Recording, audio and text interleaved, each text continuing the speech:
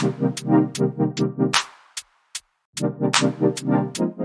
up, everybody, and welcome to the other side of the firewall, where we talk about the latest and greatest in cybersecurity news, as well as we highlight those movers and shakers and glass ceiling breakers, those people of color who've made it to the other side of the proverbial firewall. My name is Ryan Williams, and as always, I'm joined by Shannon Tynes What's up? What's up? and LeVon Maynard. What up? What is going on? So, continue to listen to us throughout the week. So, on Monday, we talked about a very significant vulnerability on Peloton bike pluses as well as treads. Today, we're going to get into some nitty gritty government news. And then tomorrow, we'll have a discussion about ransomware and how the government is potentially hooking up businesses that are hit with it. And then later on in the week on Friday, we'll talk about video game news and things of that nature. So without further ado, I'll give it to LeVon. Yes, sir. So this for this show, we have an article from CNN. This is courtesy of Brian Fung and Alex Marquardt. Senators draft a bill that would require many entities to report cyber breaches within 24 hours. So essentially, in this article, essentially they want to set up a structured way, some legislation to make sure that companies that are affected by cybersecurity incidents, in particular like ransomware is a big part of it, that they notify the government that they've been affected by these within 24 hours. Essentially, it's a means to help the government, be aware of when these incidents are occurring, as well as like to gather data as far as how they're happening, why they're happening, obviously when they're happening. And this will help the government to kind of help strategize as well as react if they need to take action on themselves, as opposed to the company themselves just handling it all by themselves, trying to secure the devices. And especially with the pipeline incident that we had, obviously that was a big thing that affected a lot of people, a lot of industry, a lot of commercial business and everything like that. So it does make sense at a federal level that we would be at least aware of it or understand it as soon as possible, sooner than maybe any news organization that puts it out there for everybody to ingest. It's so they've kind of come up with this legislation to push out to make the 24-hour requirement. I looked in the article here. They actually mentioned down below that they actually already recently imposed a 12-hour breach reporting requirement on U.S. pipeline companies. So it seems like it's already something that's been in place for certain organizations. Maybe like we said, that it's very very important for people to important services that are required within the United States. So it's just like I think it's a good thing they're doing. That they're trying to make it a bigger focus for the federal organization for the feds to be able to like track these kind of incidents. I mean, obviously these are big deals. We talked about them many times on our show. That they seem like they don't stop. And obviously during COVID, we've had them kind of spike even more. But being able to like kind of have the heads up on it. Maybe maybe the government can actually help these organizations, get their stuff back up at a quicker pace, or maybe they can track down the people that are causing the outage, causing the ransomware, and perhaps, I don't know, shut them down so they no longer have their business, have their ransomware business intact. But what do you guys think about this new legislation that's going on here? So obviously it's a progression, right? I think that they're moving toward what we've been talking about for weeks, maybe even months now, where not allowing people to pay ransoms, or at least restricting it as much as possible.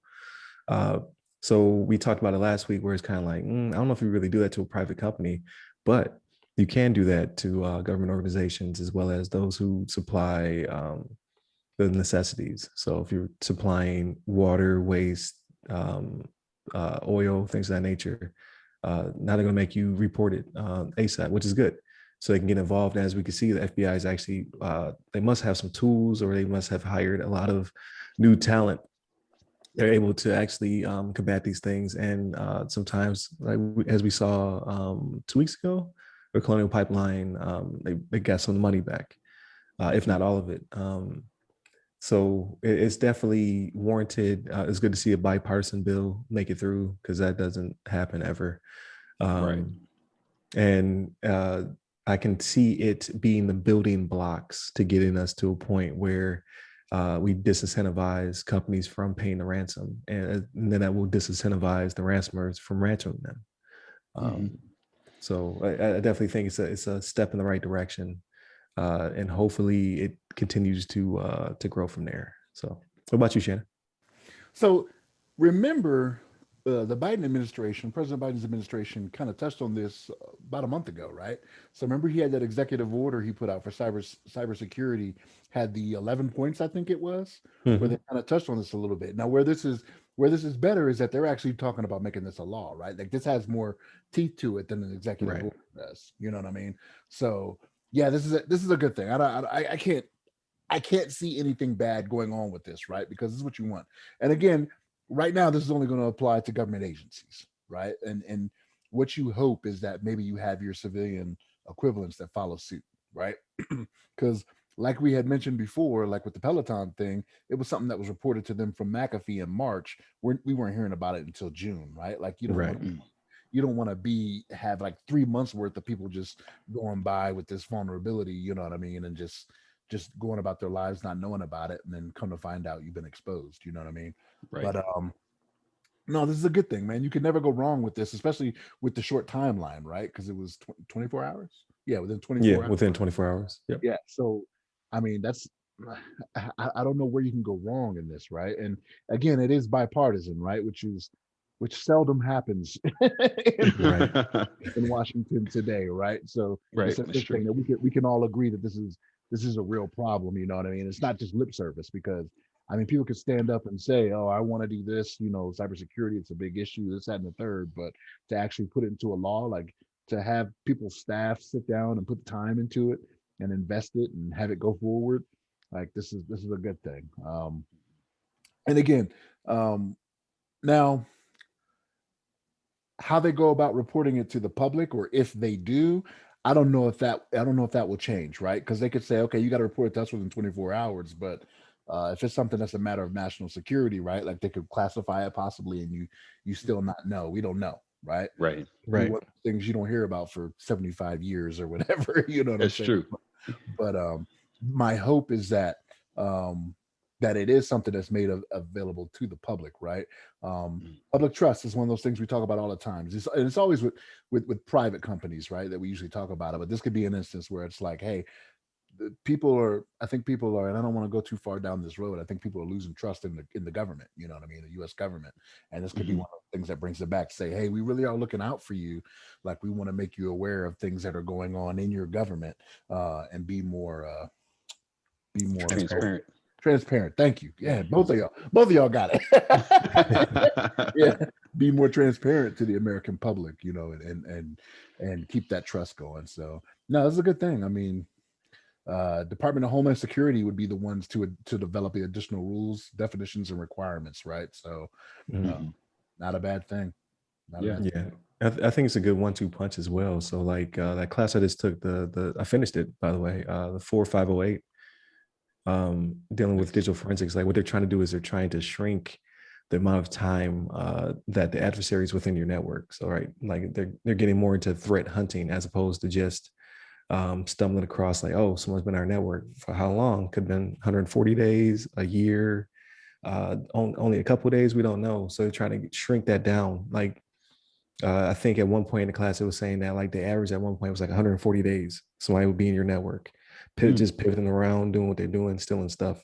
So they're trying to shrink it, shrink it, shrink it, shrink it. So that way you're actually hunting for these threats. So with that combined with the real-time reporting, I think as long as the government has the capacity to do it, because if you tell everybody have to do it, now you actually have to field those reports and that and kind of help them along the way in a very efficient way. So if anything, it will grow whatever department it is. So like whatever part of the Homeland Security or FBI is working it will have to get bigger, bigger and faster. So, that's an industry in itself. They could be creating a new industry that we can start looking into, helping people like decide if that's what they want to do. Like, okay, I want to go into threat hunting. Like, what do you want to do in the private sector? You want to do it for the government? Because there's ample money to be made on either side. Because you have to incentivize those people, right? Like the criminals are incentivized by I could do a month's worth of recon and work and come out with millions of dollars, or and go to jail forever, or with the risk reward, or I can do it for the government and make 6 figures, which is not bad. So, and not go to jail. That's right. That's the important part of it. Yeah, I think for them to attract the talent they need to do this, it would definitely be on the contractor side, right? Like I don't know if Department of Homeland Security is actually going to start taking on military bodies or anything like it. Well, I don't know. The Coast Guard falls under DHS, right? Or no? Am I wrong on that? They do. Yeah. Coast Guard falls under Department of Homeland Security, so that maybe they start up like a cyber unit in there or something. I don't know. They could, because cyber is going purple, right? So Air Force is the first branch to do it, but now they're going to start taking open enrollment, to my understanding, from the other services. So that will get bigger as well. So yeah, I'm sure there'll be multiple entities. Like maybe they'll have teams that specifically work for the military side of the spectrum, versus maybe you'll have like a DHS SOC that's full of contractors, like you said, all over the country that works on those infrastructure companies. And then you'll have your not profiteers, but like your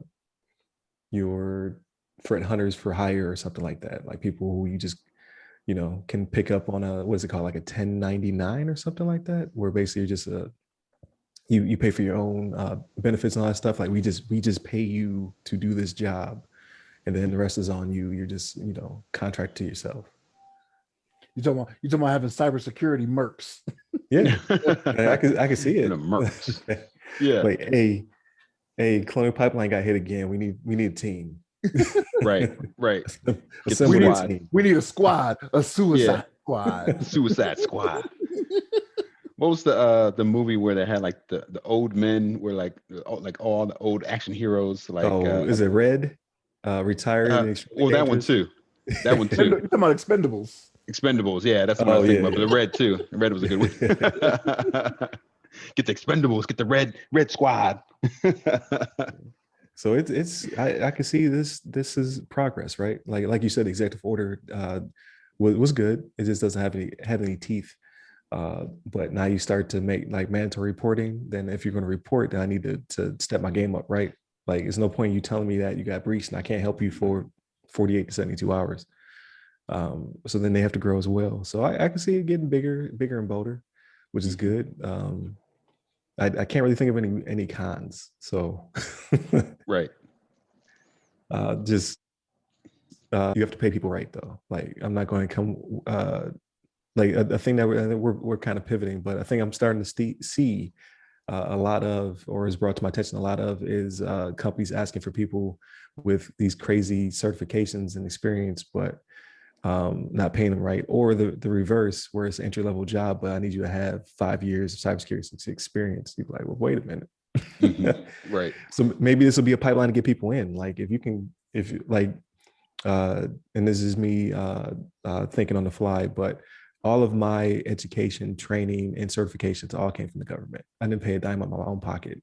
So if you can bring in people who are interested, willing, and have the aptitude into these new SOCs, or whatever they're going to call them, you can build really good cybersecurity individuals with little to no experience. Like this could be their experience. You can start getting through the pipe as tier 1, tier 2 forensic analysts and things of that nature, right? And build them up to being, straight up cyber ninjas. If you put the money and time in. So the cyber ninjas, the one doing the audit, and I don't want to bring that. Hey, next topic. But no, interesting conversation. We're gonna dig deep into how the government may be helping people out when they get those breaches. Be the next topic that we discuss, and then on like I said, on Monday's episode, we talked about Peloton and the vulnerabilities or vulnerability that was just identified and patched.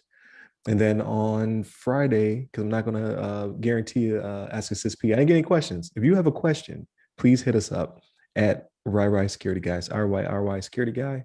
You can find me on multiple platforms that I did not mention last time. So we got to definitely plug ourselves, me and LeVon. That's right. This time. But thank you, Shannon. Thank you, LeVon. Remember to continue to tune into us, like, share, subscribe, hit a bell. There's a bell involved or something like that. So you can hear our latest and greatest as released. And then you can find me at RyRy Security Guys, RYRY Security Guy, on Clubhouse, LinkedIn, Twitter, and IG, TikTok. And you, LeVon? Yes, sir. You can hit me up on the Twitters at LeVon Maynard.